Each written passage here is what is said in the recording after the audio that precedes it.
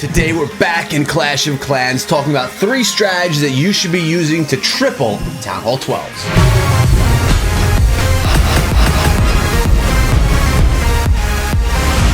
What is up, my friends? My name is Zek and we're back in Clash of Clans today within Monster Within, and we're looking at Town Hall 12 strategies so that you can be a boss in your clan, pulling in 3 stars and just looking like an amazing clasher because you have the tools you need to do exactly that. To triple bases, to be an amazing clasher, to shine in war. So, like we've said, 3 strategies are going to be shared with you today that you can use at the Town Hall 12 level. Before we get into any of them though, guys, make sure you subscribe to the channel and ring the bell for daily Clash videos and regular mobile gaming videos. I mean, after all, guys, this is a mobile gaming channel. And if you've missed it in my previous videos, we do have a brand new channel coming to the scene very, very soon. That's all I'm giving you right now.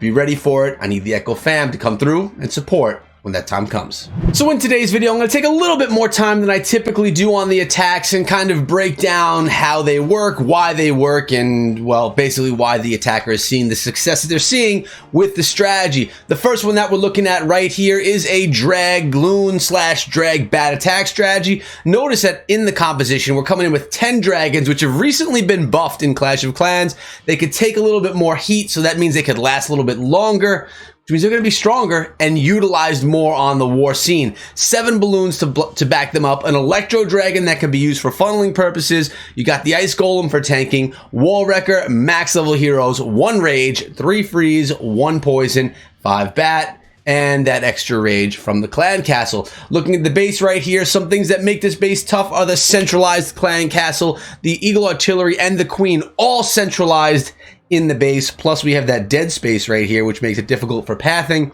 But let's see what JP Green does from Monster Within to pull in the triple on this base, and maybe we could take some of these strategies that he's using and utilize them ourselves so that we could actually triple bases. Now notice that balloon was dropped in there to take out any air-seeking mines that may have been in the space.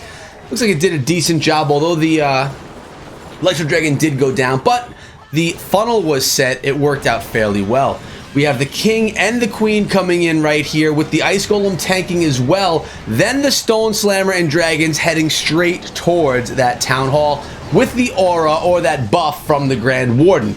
With the splash damage of those balloons, it should awaken the town hall, and if not, the dragons are there to do the job. They're pushing straight on through, and I mean, we're going into this base right now from south to west, and remember, we do have those bat spells to assist with defenses along the way after the dragons get to the other side of the base. Notice those bat spells are coming in from the west. They're going to be backed up right behind that stone slammer, out of which comes more balloons, and in the comp, 2 freeze, 1 poison left, and that is it. Dragons are going to push on through as best as they can, and we do have a freeze spell that, well, actually the freeze was used up there. I was going to say it could have been used right here, but you know what? We're going in where the bats are headed, trying to keep those bats alive as long as possible. The balloons are doing a nice job taking out the defenses along the way while the dragons clean up what's behind. But we have a tough compartment right here. Multi-target Inferno and air defense. Lucky for us, that Grand Warden beat the air defense down by 2/3, so there's not a ton left. With 1 minute left in the attack, we have 1 dragon, a king, and a queen. And this is where your king and queen's level comes into play. The higher your level heroes, the stronger your attack is going to be. That's just common sense. It's just how it works. There's no way around it. You're going to have to grind up your heroes to be a stronger attacker. It just makes sense. Now, the cool thing that we're looking at here is that the queen still has her abilities. So she's going to be able to pop that ability and bust through some heat as she gets to it in the base. Now, look, we have 10% of the base left over it with just our queen. Now she's engaging right here, or she's getting targeted right here by a multi-target Inferno, which is great because multi-target Infernos, they don't heat up so quick. So she's gonna be able to pop her ability right along here. Notice the Inferno Tower is not behind the wall too deep, so the queen can reach over the wall, take out the Inferno Tower, and then path on to the barrack to finish off the triple. If that Inferno Tower was a tile or 2 more back, the queen would not have been able to get through and would have had to bust through the wall. There wouldn't have been time. It would have been a 2-star 98% attack. A lot of people like attacking through the air, but also don't forget about the ground. In this attack, we have Pekka Smash coming in. No bat spells in this one. It's about the Pekka, the bowlers, the heroes, the wall wrecker, and rage spells, keeping the Pekka going ham and the healers keeping them alive. Notice this base has another dead space in the center, a nice canal, as I like to call it, where the Pekka can walk on through. Town Hall's on this side, and I'm looking at multi-target Inferno Towers, which makes the Pekka Smash an even stronger attack because the Inferno Towers are not going to be able to heat up and take out those Pekka.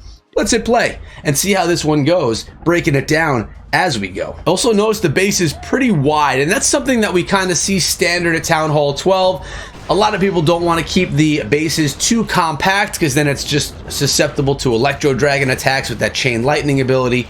So people are going to keep things spread out, and that's pretty much the most wise way to do the attack. We have the King setting a funnel in the east and a Pekka coming through, or actually two of the Pekkas coming through in the south, just trying to narrow some things down. Then the wreckers coming in into the Town Hall, and the rest of the Pekka, the bowlers, the healers, and eventually the Grand Warden and Queen should be joining the party. They're going into the center of the base, and they are going to do what the base attack strategy is called. That's smash it. They're coming in with this Pekka Smash, guys.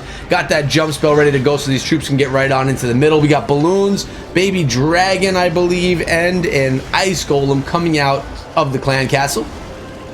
Raged up our troops. It looks like a little bit of a freeze was on top of those balloons. Worked out nice, and everything was just going ham in the center of the base. The rage spells are great because they're not only making the troops rage, but also the healers, so it keeps them alive pretty darn well. And when you're dealing with multi-target Inferno Towers, guys, you don't need to worry about your troops getting melted. Those healers can get some great value as they heal up everything. The Pekka, the bowlers, and the heroes going inside of the base. Now we have a Pekka that got himself or got herself through and is on top of that Inferno Tower right now. Going to take that out because, you know, the Inferno Towers can be a hard time for some of those healers sometimes. Again, in this attack, you'll notice the Queen's ability is still intact, which again, high-level heroes are going to make for stronger attacks at any Town Hall level, not just at Town Hall 12. And Kelly was preserving the Queen's ability as long as possible, trying to make sure that the Royal Cloak was utilized at a good time.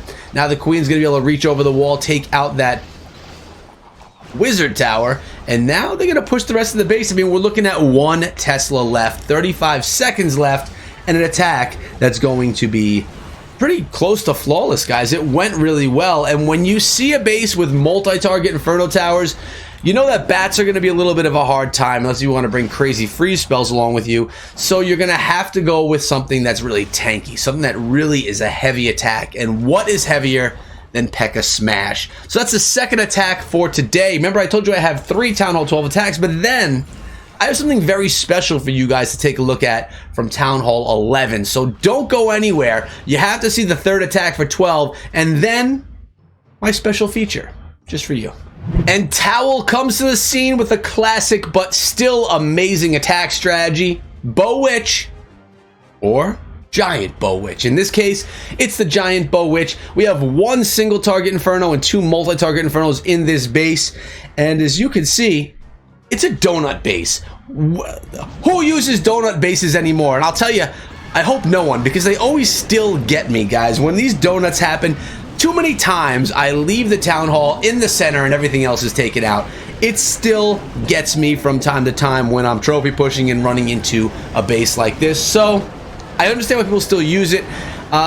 People know how to break these bases now. Maybe I'll put out a video on that soon, but you know, it still can mess you up from time to time. Nice job with the jump spell right there, allowing for the troops to not only follow behind the wrecker, but also jump into that compartment. It actually wasn't needed, but actually they did jump in it towards the end. Look at how quickly they are tearing this base apart.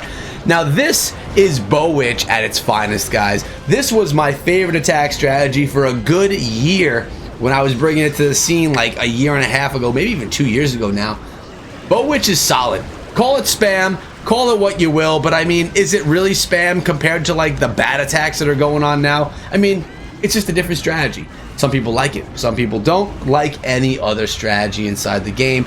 I love Bow Witch. It takes bases, and it's one of the only strategies that takes a base, starts here, and wipes it out straight on through. Most of them are going to kind of pick their way around, but not Bow Witch. It says it has no favorites. It just goes on through and takes out everything in the way, kind of like a storm coming through, just beating down on everything in its path.